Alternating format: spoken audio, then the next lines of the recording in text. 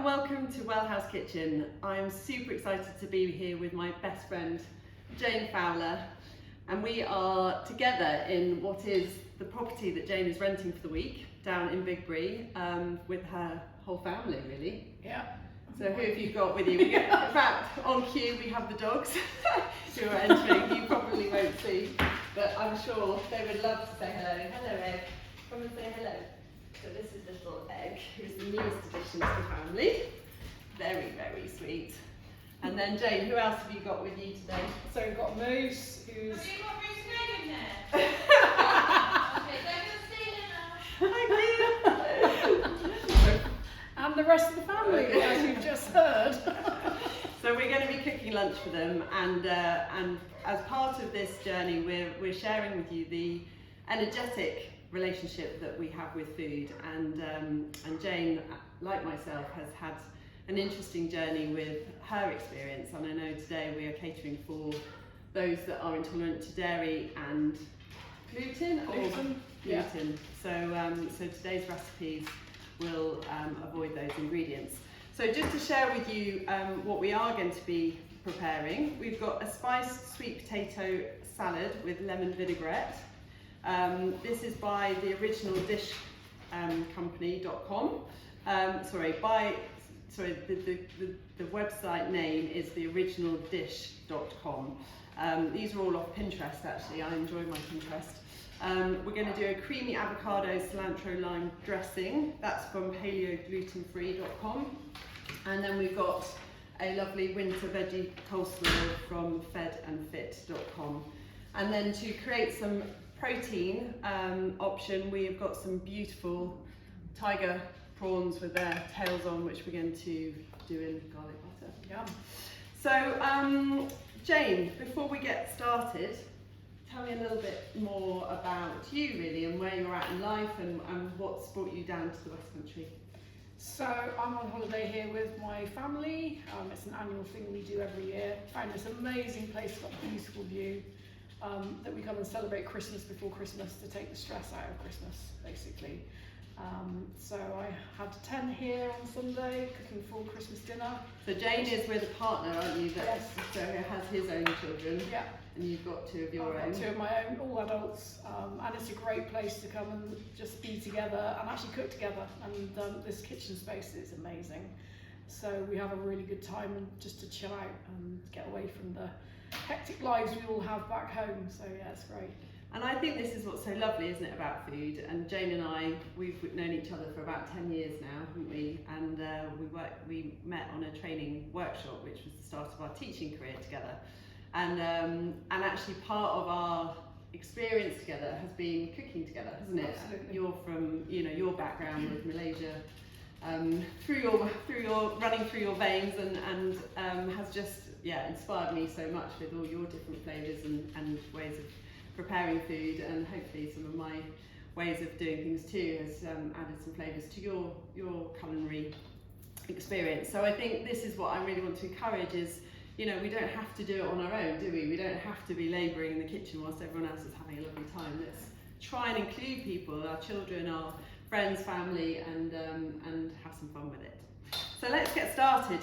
What would you like to do? I think we've done quite a lot of prep together because there's quite a lot of elements to this, to these dishes. So the idea is that we're all going to sit down and have a kind of buffet style lunch, and lots of different flavours and textures. So I reckon if you're happy, we've got this spiced sweet potato and lemon vinaigrette.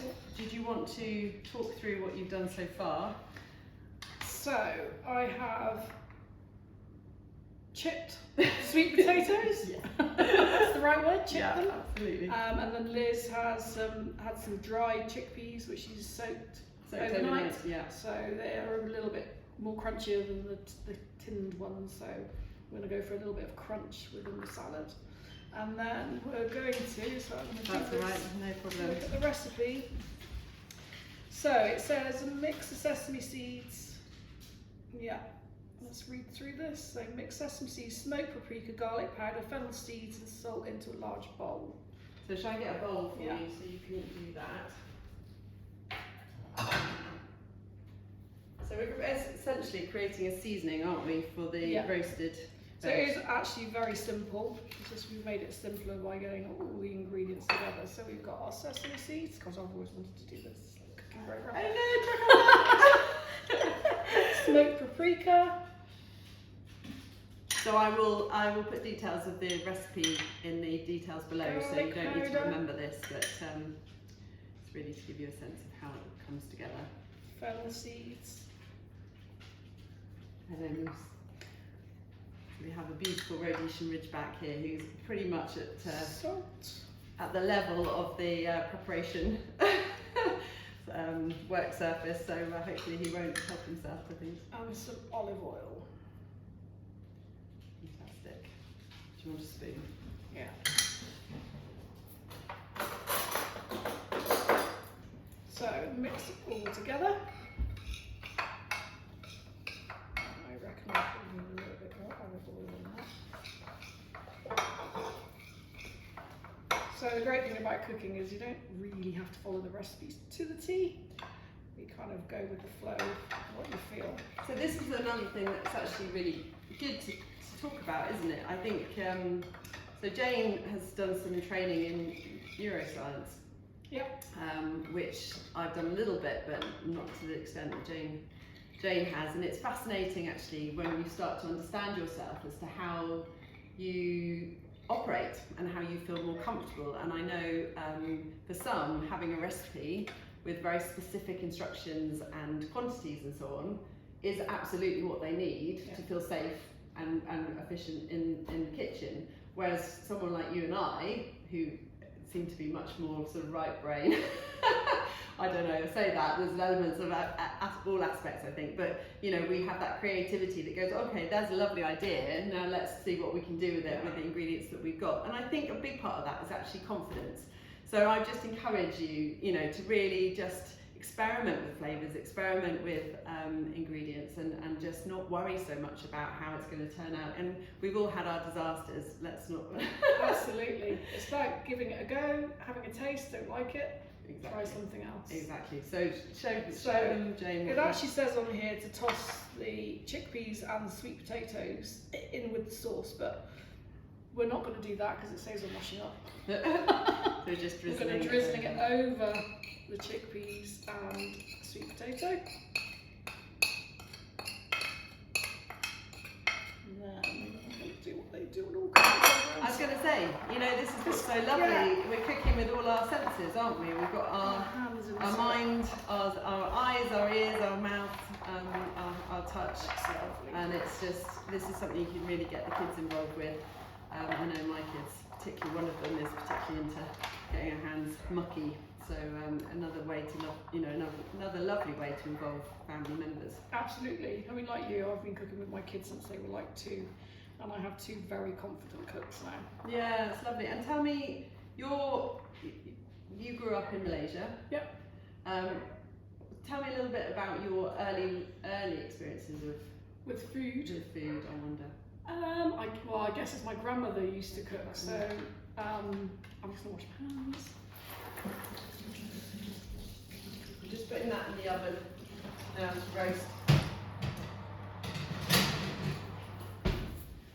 I guess my memory of food is having, I grew up in the Far East in various different countries, and so I was brought up with lots of different flavours. And actually not very much dairy. That's Interesting. Yeah. Interesting. And I can't remember being allowed to be fussy. So I was given everything and ate everything I was given. Amazing. And I understand you had to, because you were living in a house with some staff members as well, didn't you? Did you cook with your, because I know you said you had an amazing relationship with... Yeah, so when you live abroad, you have cooks. So some of the cooks were pretty scary. I wasn't allowed in the kitchen as a youngster. Oh, really? And the interesting thing about living abroad is everything comes fresh. They've got supermarkets. So the crabs turned up live, the chickens turned up live. Oh, amazing. And did that not traumatise you? And you ate all aspects of the... I did remember telling one of the chefs or the cooks. I wasn't going to eat the chicken because it was a pretty white chicken. Oh, and now you Just have having lovely me. chicken, so And I saved it from the cook pot. However, you then ended up growing up and chasing me around the garden. Oh, really? Amazing, amazing. But yeah, I've always, and then going around to, you know, living in places like Burma, you go around to people's houses and they go, would you like some food? And you go to the pan, there's crickets in there, so I didn't quite go that far. So very big range of different types of food that I was... You certainly knew where your food came from. Yeah, absolutely. Of course, we don't have that connection anymore in this country, do we? You just bought from the supermarket. And also the thing I think what stuck with me by being over there is we're so hygiene conscious over here as well. Sure. And over there, they're not as much. Yeah. And, you know, did they get sick? I'm not so sure. No, it's really interesting, and I think we're now post-pandemic, aren't we? And you know, the sanitising of our hands that we've done throughout, some more than others, has actually has affected the microbiomes of our guts, which essentially is our immune system. So I think the bugs that people are getting now seem to be far more virulent, don't they? Yeah. Than they used to be, because I think we've become over hygienic. So it's getting that balance, and certainly, you know, washing your hands when you've been out on an underground or whatever is one thing, but actually a good bit of clean dirt never did anyone any harm. So I'm just going to share with you what I've done here. So I've cut up a red onion, it's finely, and then actually we're going to pickle it. So I've added some red wine vinegar, some water, and some sugar. So I'm always trying to reduce my sugar, but actually because we're not, you know, it's just part of the pickling process, we're gonna be all right with that. So that's just gonna sit nicely covered on the side, doing its thing whilst we're preparing everything else. So we're doing well, I'm pleased. So the next job we need to do is the coleslaw, I think. So unless you want to get the vinaigrette prepped, maybe that's worth doing, and then we've completed. Should we do that? Should we do that system? That would make. I was a little bit discombobulated there, going, we've got so many different things to do, should I do that? And it's like, actually, just let's do one thing at a time, and we can do it together, and that feels far better. So we have our lovely salad. So you've already prepared the salad. I think, yeah, essentially we've got some nice green leaves, a mixture of rocket, some iceberg in there as well, haven't we? Or little germ lettuce, cos lettuce, cucumber, and then we've added some basil, I think. Basil, which isn't in the recipe. I had it in the fridge, and I wanted to use it up, and I know that it will go beautifully with this. We've got now some parsley and some dill, which could be cut up and added as well. How much would you like? I think, yeah, let's use all of it, shall we? I'm all for herbs. What do you reckon? Yeah. So herbs, I always just think when you feel a bit limited with perhaps what you can eat, it's all about, for me, it's about those big flavours, and I think herbs just inject such a beautiful kick, don't they? That's amazing. Well, Liz has introduced me to herbs and salads, so when we met, when we were teaching, we always wanted to bring food into part of what we did, because it's so important about who we are. Absolutely. So when we started off, we did these amazing salads, and I was like, learned so much from Liz in that way, and then Brilliant. we've done, yeah. So it's and actually, I think it was an ottolenghi recipe that I did once, and it was literally just herbs. So you just brought them all together: the mint, the chives, the basil, the parsley, the coriander, and so on, and then you mixed it with some toasted nuts. Seeds, and it just made me realise that actually you can put some of the herbs have a stronger flavour than others, and obviously it's down to personal preference, but actually the nutritional kind of hit that you get from it, as well as those tastes, just bring things alive. So yeah, really good tip. So we've got that going in. We need to we could probably just crumble the straight in, don't you think, to crumble the feta. So we've gone for a feta cheese, which is actually goat's and sheep's cheese when you get the proper Greek feta. So often when people are, it's discovered that the dairy is an issue, often they can tolerate the goat's and sheep's products instead. Not always, but it often does work, and I think generally we're okay with that, aren't we? Yeah. So that's great, we can add that in. So that's really prepping the salad. The actual dressing is lemon zest, lemon juice, honey, olive oil, and salt and pepper. So I'm going to just prep that quickly. So we've got lemon zest and lemon juice ready here. I'm just wondering, should I do that in this? Yeah. Cocktail shaker. That's later, darling. We all, you know, it's interesting, isn't it? When nutrition is something that, well, I'm so passionate about.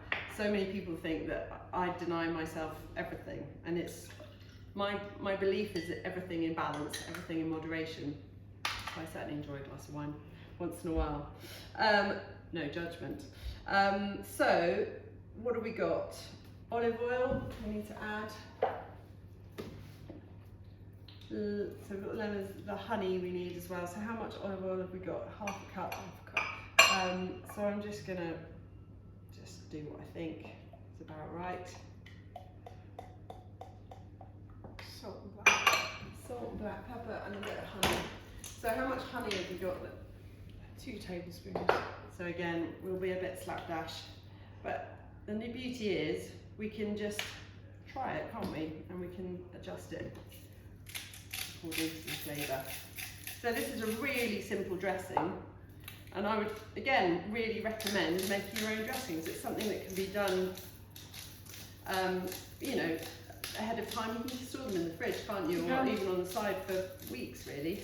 And what you'll find is none of the nasties, some of the homemade or some of the bought dressings. Exactly. So it's finding things that you feel you can do that doesn't cost very much, but adds that additional flavour. It's amazing. My jowl's going. I have this jowl. Embracing the jowls. Brilliant. So let's just see. Do you know what? I think that's jolly good. So that's that done, is it? Yeah, we don't need to assemble it till the... No, so we'll wait. So what I might do whilst we're at this point is just check what we've got in here and give it a quick toss. Whoopsie. So as you can see, these are roasting up. Amazing. Yeah, roasting up nicely. But you will need to keep checking them and just giving them a little toss so that they are crisping up evenly. And then pop that back in there. So we've got all that paprika is so lovely, isn't it? Great, so we'll go back in with that. And then we get onto the slaw, I reckon. So you, Jane, so your partner Dan is celiac, is that right? Yeah, he's a celiac. So tell me a little bit more. I mean, I know what it means, but tell our audience what you feel, what that actually means. So for Dan, he'll get an upset stomach cramps.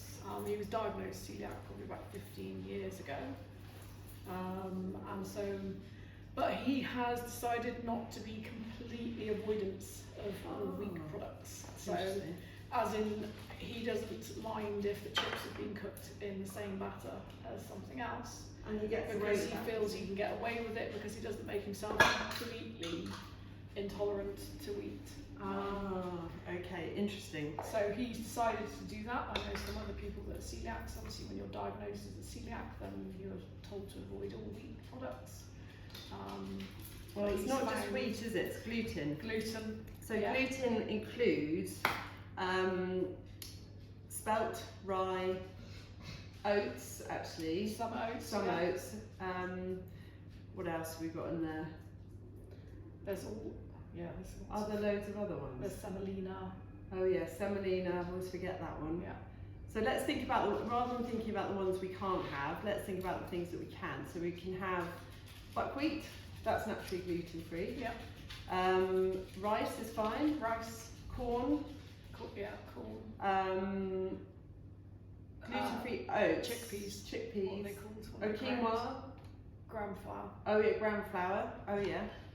Yeah. So poppadoms, tapioca. Yeah. That's okay, isn't it? Yeah. Tapioca's okay. Yeah. It's a root. So they're the main ones, aren't they? So actually, when you are told you can't have gluten, often people go, can't have anything. But actually, I mean, we're so much better equipped nowadays with alternatives. It's amazing. I mean, I like Liz, I'm fascinated by food and being able to produce food that nobody can say that they don't want to eat it because it's gluten free. So you'll find people, well, I've experienced, when you say it's gluten free, they go, oh, that tastes horrible. And I'll say, I can guarantee you that you will not know the difference because the products out there are awesome now. They are awesome, but I would say though, some of them have just got so much rubbish in them. So that's the other thing, you know, we do have to be creative, and this is where finding your confidence around the kitchen and with the ingredients that you can use so important, because actually where we can, we do cook from scratch. Otherwise you can end up, particularly breads and things like that. I mean, you look at the list of ingredients and it's dire, isn't it? But it's interesting. I think this is something that people do say is the more what's the word? If you eliminate things completely, then your intolerance perhaps is elevated. But my argument is, actually, is it that you just, your body, once it's free of it, goes, how amazing do I feel? So when something comes in, it actually reveals how much damage it is doing to your system. I don't know. It's a difficult one, isn't it? It's a difficult one. My thoughts are that if we are in complete balance, then we should be able to tolerate all. Well, that's my ultimate. That's my ultimate, which I'm always working with. Yeah. However, having gone through that myself with having to avoid gluten and dairy. Yeah. And recognising now that, I'll tell you. So I suffered from ankle pain. I suffered from a bad accident with my back, and I always thought the pain was to do with that. However, because of my age and going through the menopause, I actually think it's to do with the hormone changes in my body, and the fact that I've had gluten and dairy in my diet has increased the inflammation. Now it's taken me probably a year to persuade myself that is the reason. Okay. But having cut it out completely, like completely for a month, and then introduced it, I know 100% the effect of why my ankles hurt is to do with gluten and dairy. It's fascinating because actually they say it can take up to 6 months for your system to heal from an intolerance. So, and this is what a lot of people do, is they go, oh, you know, I've come off it for a week, don't feel any different, but it's just not long enough. So that's the other thing, is just that perseverance, like you say. And then I think once, and I'm a great believer, like you just said, Jane, we should be able to tolerate everything, shouldn't we? In moderate, I do believe in that, having gone through it. Now, you would think somebody with what Liz and I have gone through, you think, oh yeah, she'd like to cut out gluten completely. For me, that's, yes, I have done it now, because I needed to get what was going on with my health, to get that under control. And then I can make a choice of whether I want to eat gluten or not. And actually, is my health more important? Probably. However, I'm not going to beat myself up about it, because then I feel that I'm going to cause myself more stress by eliminating it completely. So it's doing it in tiny stages, and I know that if I can continue to carry on going, right, I'm going to eliminate that a little bit more, eventually I'll probably eliminate it completely out my diet, because the behaviour changes. Behaviour changes, and I think also you start feeling the benefits of it more and more, don't you? And I think that's what I feel now, having been, I was diagnosed with ME in my early 20s, and actually the food, recognising the food that depleted me and eliminating that from my diet gave me so much power, I realised, in terms of feeling so out of control and so desperately ill, that suddenly to be given something I could do for myself to help me get better was amazing. So I did commit to it, along with a number of other things actually, because it was a more complex issue. And now I'm so ruthless, because the times when I do bring something in accidentally, I do really suffer. But equally, what I will say about this, which I think is also really relevant, is I use what we call the stress cup analogy. So if you imagine stressors that come into our system. So it may be food being one of them, but actually there's many different types. So we have our environmental factors, which are, for example, the electromagnetic radiation or the chemicals in our environment or whatever it may be. It might be the cosmetics we're applying every day. It might be the emotional stressors, of which there are so many, aren't there, out of our control. So there's lots of those different things piling into our stress cup, and actually it's when they get to a place of overflow that you start experiencing the symptoms. So what I found really helpful is if we can work with something that we can physically control. Nutrition is one of those things that provides that starting point, and then what that does is takes down some of the stressor in our stress cup. And then actually for me it really provided the scaffolding to then start looking at more of the emotional things, which I know are behind so many of the imbalances in my system, which have made the food and intolerance in the first place. So it's just unpicking it on the level, isn't it, that works for you. I think it's finding the way that works for you, and understanding that food is just as important as understanding our own emotions. Absolutely. And the lifestyle that we lead.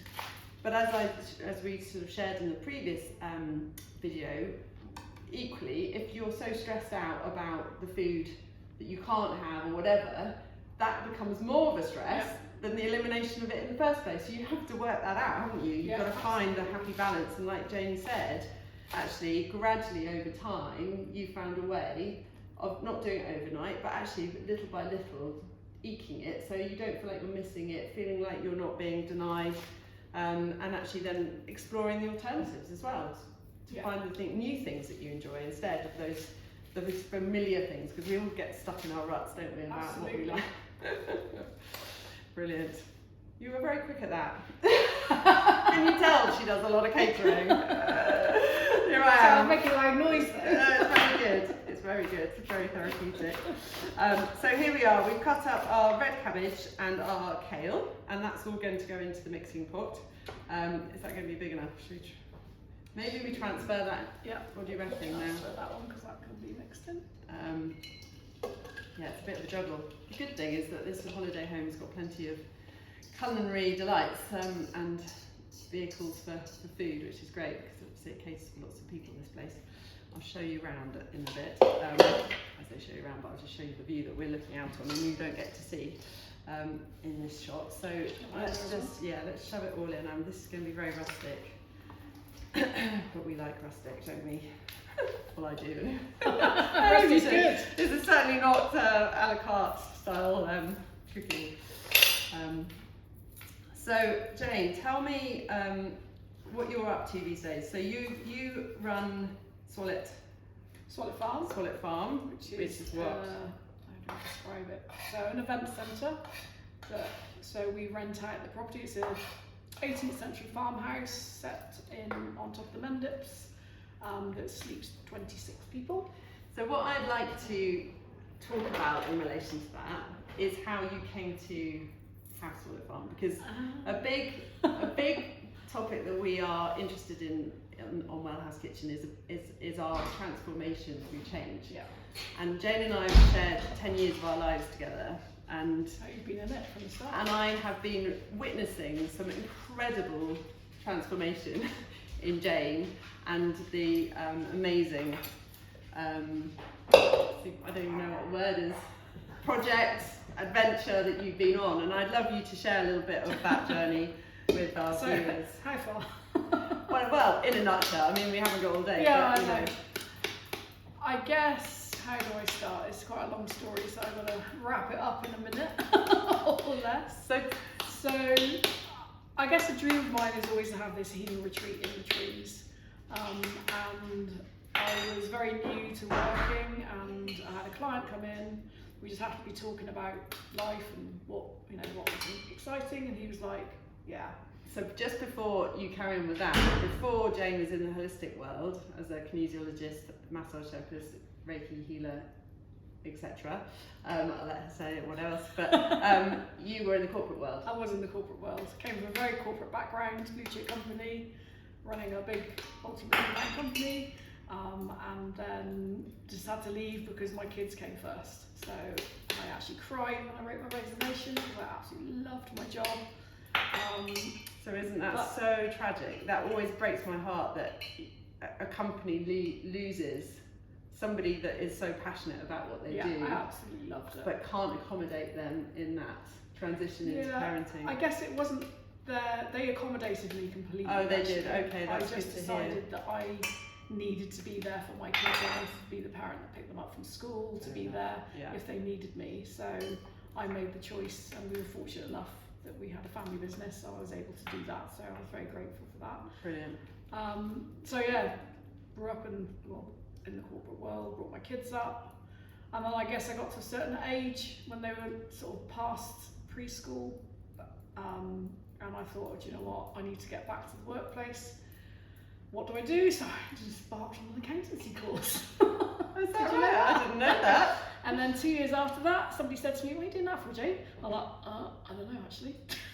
Amazing. So I then stopped, and we then moved house. And I guess my introduction to energy was we started at tennis and I had a bad elbow, and the ladies went, "I could do some Reiki on you," and I was like, "Whoa, what's that then?" And anyway, she gave me some Reiki, and I was absolutely fascinated by it. Didn't have a clue what it was, but was fascinated because it got rid of my elbow pain. Amazing. So that started, probably over 20 years ago. Left it, didn't hear anything else, didn't do anything with it. And then my kids were older, we moved on. Yeah. And I thought, you know what, I could do with some more Reiki. So found this place, and that's when my journey really started to change from this corporate person into the person you see today, which is over, probably about 15 years ago. And I started on I've always wanted the massage. Always, from like 18, people used to call me bubblegum fingers, and got big fat squidgy fingers. I love it. I want a massage, I can't do that, too scared. And also didn't think I could make money from it back then. No. So as we all go into fear mode, didn't go down that route. Interestingly, I started off life in catering as well, didn't want to do that. That's what I was going to do at 18. There you go. I used to cater for big buffet parties for 18. I think when I think back and I look at my kids now, I was like, how the hell did I do that back then? Anyway, starting point. But then came on to think, right, I'm going to do a course. Always fascinated by learning, so I did an Indian head massage course. Amazing. Which of course you have to pass the exam or test. And the moment I put my hands on a client, I was like, I need to do this. I need to do this. It's something I need to be able to do. So I spent 3 years cramming in every single complementary therapy course modality, that I could get my hands on. Ending up with touch pelvic kinesiology, which is where I met Liz, and I've never looked back. It's from that moment my life transformed into who I am today, to be able to be confident enough to speak in front of the camera, because there's no way I would have done that. No way on this planet. You and me both.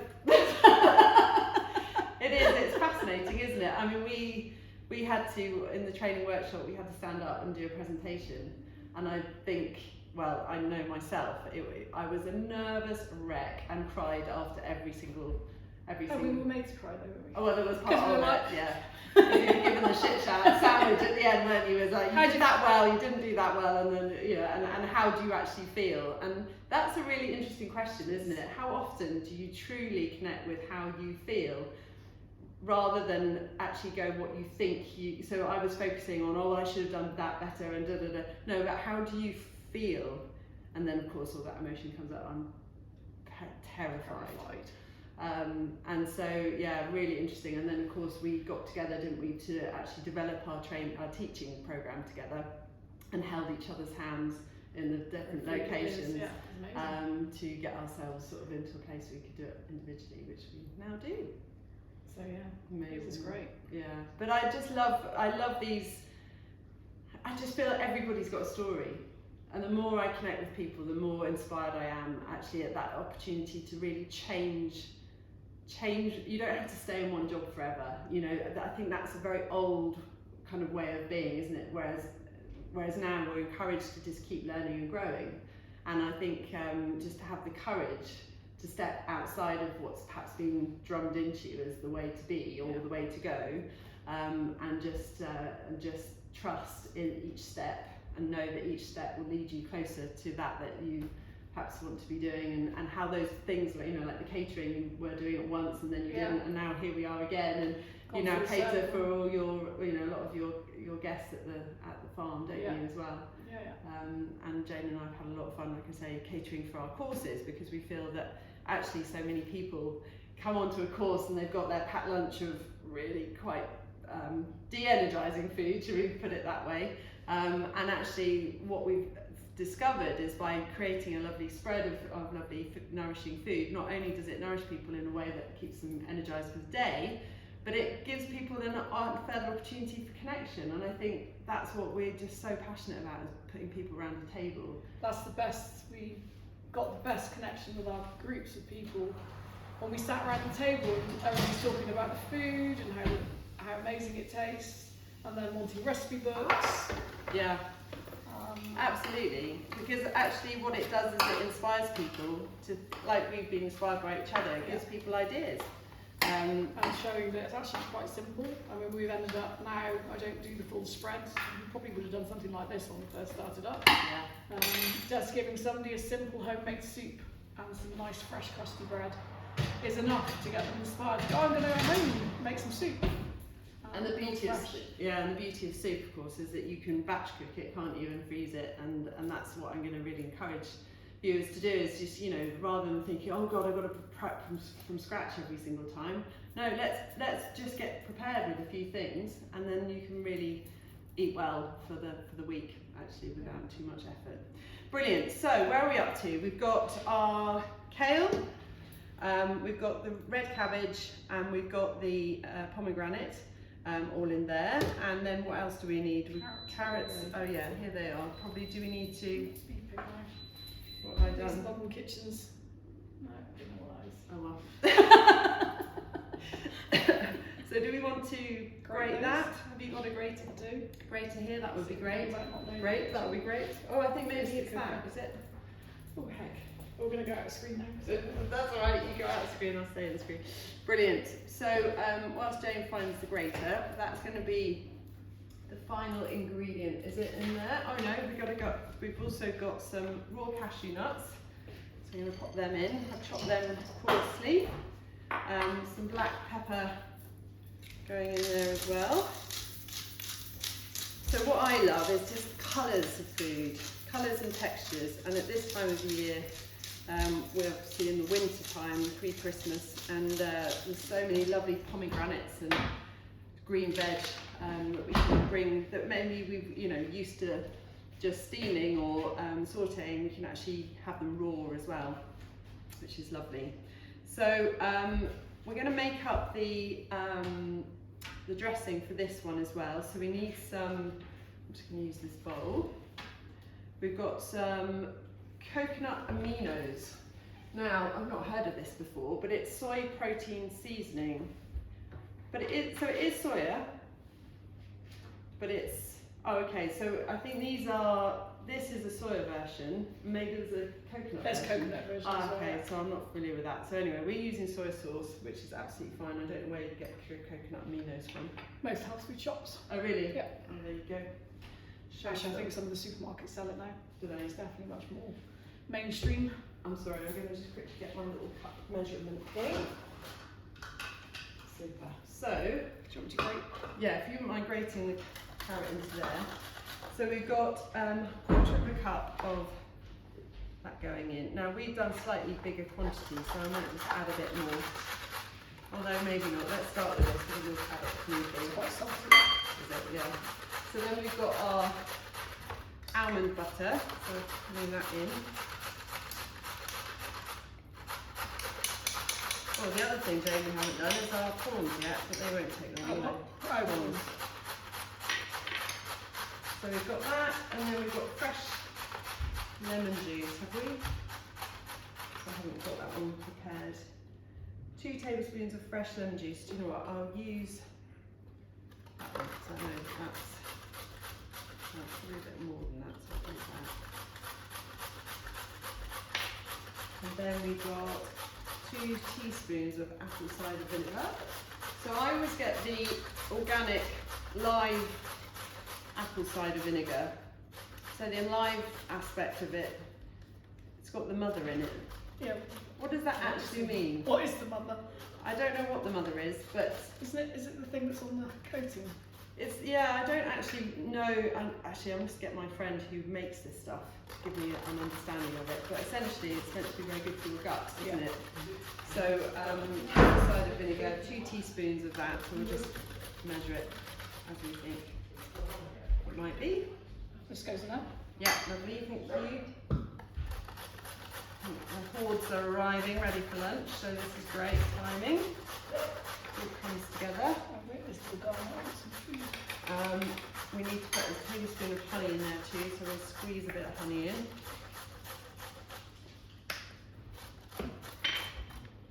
Honey is a great substitute for sugar, isn't it? I find it just has a bit more of a nutritional content to it. Or a vegan, you could do date syrup. Oh yeah, that's true. I forget about the vegan connection of honey. We've just had some honey, beehives placed in our field. So I'm super excited. They're not owned by us, but it's owned by a local company, so bee company. Amazing. So they get to. Give you honey. Well, I'm hoping we might get a taster for our efforts. Not that we do too much, but they get to yeah, actually it's funny, I was like, yeah, they get to pollinate all of our lovely flowers and things, but the truth is they fly miles away, so whilst they might pollinate a little bit of their local area, then they go up to 3 miles away, so we don't have full rights to their pollinations, or whatever the word is. Great, so we've got salt going in there as well. Go easy on the salt. Oh yeah, go easy. Oh, because of course it's got the. That's yeah. Oh yeah, forget about that. Taste that.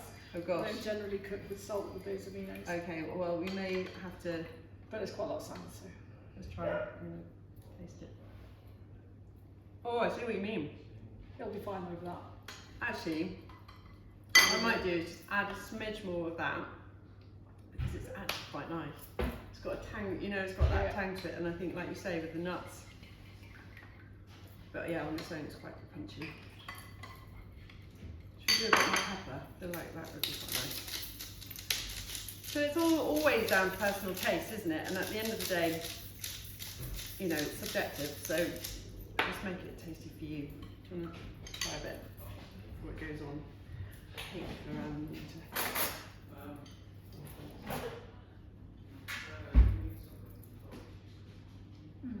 that works? Yeah, that's nice. Right, so we're going on. Yeah? Yeah.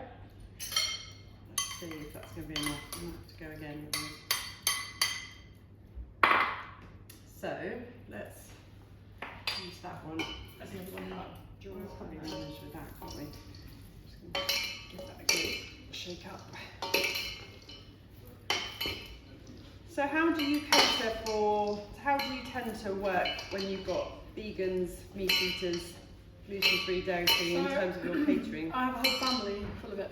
Okay. It happens that the vegan's not here, so Okay. I tend to cook everything as I possibly can, vegan and gluten-free, and just add the meat in.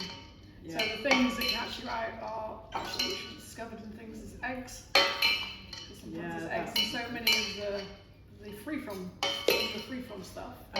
Things free from. Yeah. They've got eggs in. Yeah. And honey. Oh, of course. Those 2 things. But you can create food completely for vegans. Our full Christmas dinner, they can eat almost all of it.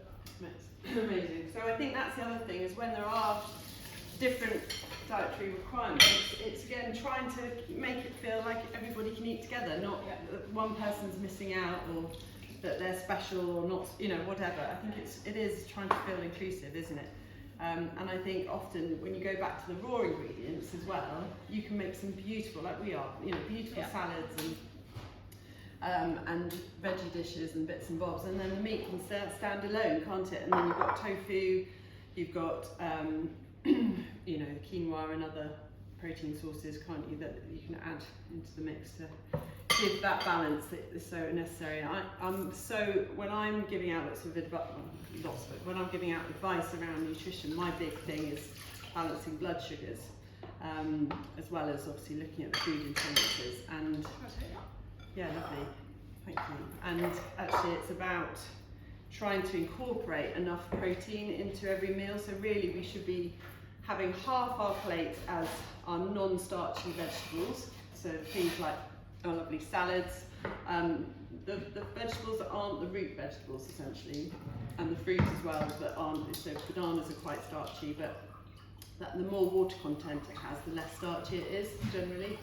And then the other side of the plate is divided up into our fat, which is a small portion in the middle, and fat can come in many different forms, from our oils to our nuts, seeds, avocado, those kind of things. And then you've got our protein and our carbohydrate, the starchy carbohydrate, in more equal quantities. So that's really how to balance your blood sugars, and certainly as you get older, we could become insulin, what's the word? I can't remember. Our blood sugars aren't stabilised as easily, so we do need to look at that, and it definitely influences then our mood and also our hormonal landscape and our immunity and digestion. So that's really where I try and help support people, rather than necessarily getting into the nitty-gritty of what they're eating themselves.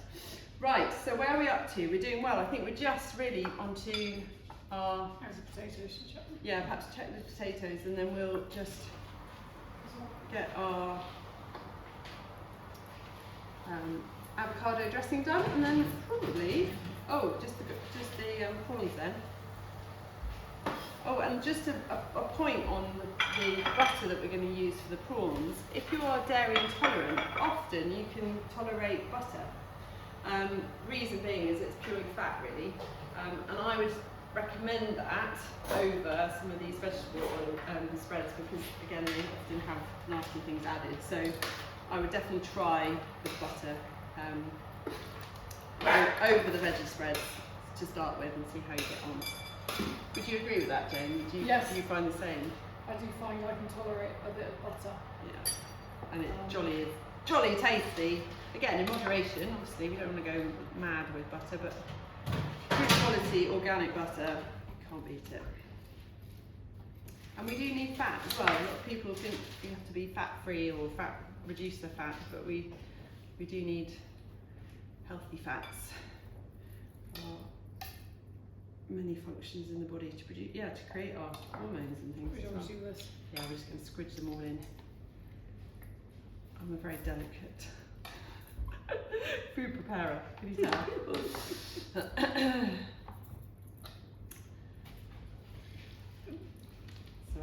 got another toe. Standing on each other. I was going to say, I'm going to have to turn you around actually, because whilst Jane's just pressing that, I'm going to just move the camera around. Got a little chorus going on in the background, but I'd just like you to see how incredible this view is. I mean, seriously, you can't get much better than that, can you? So that's Bear Island in the distance, and then we've got Big Bree and Bantham Beach just down below.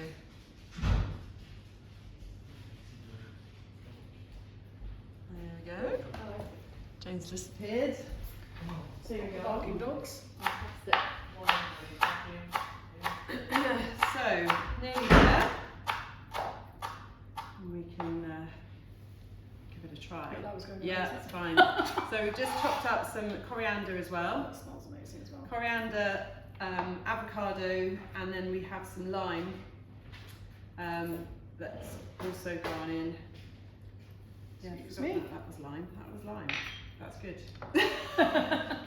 I thought it was lemon earlier, but it's lime, and that works well. So we've got that, olive oil, water, lime juice, garlic paste. So I've cut up some garlic as well, which is on that one, and that's going in as well. It says 1 clove of garlic. I've gone a bit more than that because I'm afraid I am a bit of a garlic lover. Good for your digestion. Very healthy and yummy. What's that nice cold press olive oil over there if you want to use that. Oh yeah, lovely. So we've got some nice extra virgin olive oil. Hand press that is. Where was this from? That's from Croatia. Croatia, wow. So a little bit of that going in as well. So we're just going to roughly kind of chop and hopefully kind of mash up the this together so it all comes together. But again, I'm not too bothered about it being perfect in terms of the puree and anything like that. I think it's nice to have a bit of texture. Yeah, I don't know what definitely. you think. You've got the blender there if you need it. Yeah, should we see how we get on? I think the blender's useful when avocados aren't ripe. You're quite interested. But not done too badly. The other thing that's really nice about working with somebody else is they clear up as you go. So you don't find yourself in a proper mess, which is heaven. So, you know, we've got to work it with these things. So let's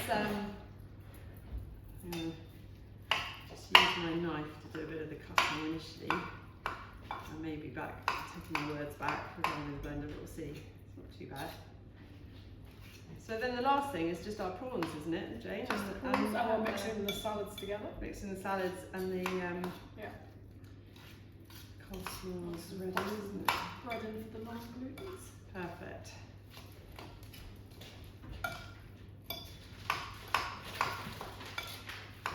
So,